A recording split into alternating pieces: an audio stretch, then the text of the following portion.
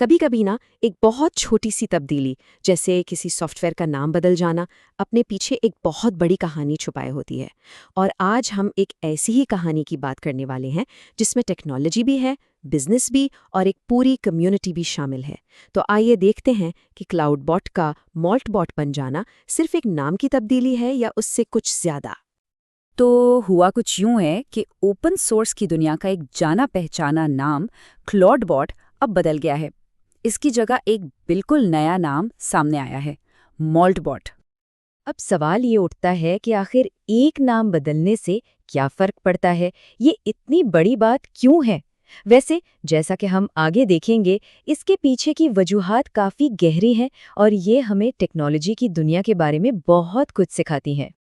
تو چلیں سب سے پہلے اس کہانی کی پہلی پرت کھولتے ہیں اور سمجھتے ہیں کہ آخر اس نام کے پیچھے چھپا مطلب کیا ہے۔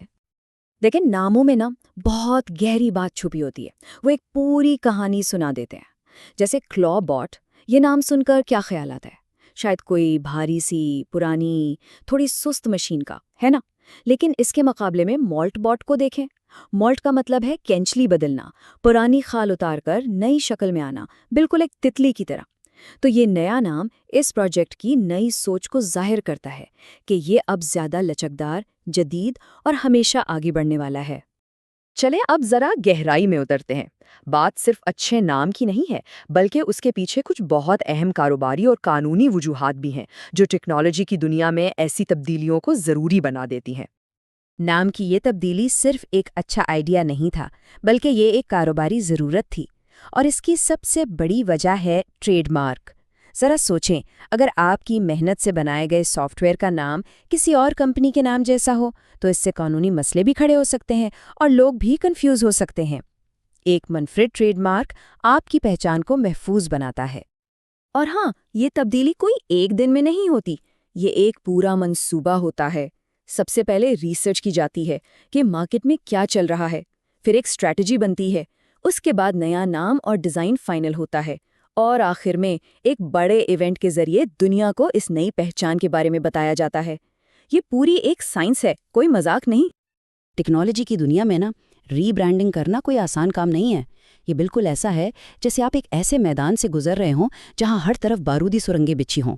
ایک غلط قدم، مطلب کسی ایسے نام کا انتخاب جو پہلے سے کسی اور کا ہو، اور بس ایک لمبی قانونی لڑائی میں پھنس گئے۔ اور اوپن سورس پروجیکٹس کے لیے تو یہ مسئلہ اور بھی بڑا ہو جاتا ہے۔ کیوں؟ کیونکہ وہاں تو سینکڑوں لوگ مل کر کام کر رہے ہوتے ہیں۔ تو پھر یہ فیصلہ کرنا کہ بھئی اس برانڈ کا اصل مالک کون ہے، یہ بہت ہی پیچیدہ سوال بن جاتا ہے۔ اب ذرا بڑی تصویر دیکھتے ہیں ہم۔ مالٹ باٹ کی یہ جو ری برانڈنگ ہے نا، یہ ایک بہت بڑی کہانی کا حصہ ہے، اور وہ کہانی ہے اوپن سورس سافٹ ویئر کی ارتقاء کی۔ اوپن سورس کا سفر اپنے آپ میں ایک انقلاب ہے۔ یہ کچھ پرجوش ڈیولپرز کے شوق سے شروع ہوا تھا، لیکن آج یہی اوپن سورس دنیا کی بڑی بڑی کمپنیوں کی بنیاد ہے۔ یہ اب کوئی چھوٹا موٹا تجربہ نہیں رہا، بلکہ ایک بہت مضبوط اور قابل بھروسہ ایکو سسٹم بن چکا ہے۔ تو مالٹ باٹ کا یہ نیا برانڈ اصل میں ایک اعلان ہے۔ یہ دنیا کو بتا رہا ہے کہ یہ پروجیکٹ اب کوئی چھوٹا موٹا تجربہ نہیں، بلکہ یہ کوالٹی، کمیونٹی اور بزنس کی دنیا میں کامیابی کے لیے پوری طرح سنجیدہ ہے۔ یہ خود کو ایک professional open source plate form کے طور پر پیش کر رہا ہے۔ تو آج ایک کامیاب اوپن سورس پروجیکٹ کیسا لگتا ہے؟ اس کے کچھ بنیادی ستون ہوتے ہیں: ایک بہت فعال اور پرجوش کمیونٹی، واضح اصول و ضوابط، مستحکم فنڈنگ اور مکمل شفافیت۔ یہی وہ چیزیں ہیں جو لوگوں کا اور بڑی کمپنیوں کا اعتماد جیتتی ہیں۔ اب اس ساری بحث کو ایک بڑے پیمانے پر دیکھتے ہیں اور سمجھتے ہیں کہ یہ مالٹ باٹ والا کیس پوری ٹیک انڈسٹری میں برانڈنگ کے مستقبل کے بارے میں کیا اشارے دے رہا ہے۔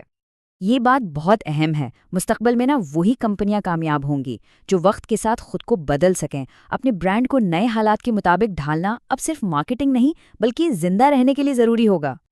تو مستقبل ہوگا کیسا؟ برانڈنگ اب صرف لوگو یا نعروں کا نام نہیں رہے گی۔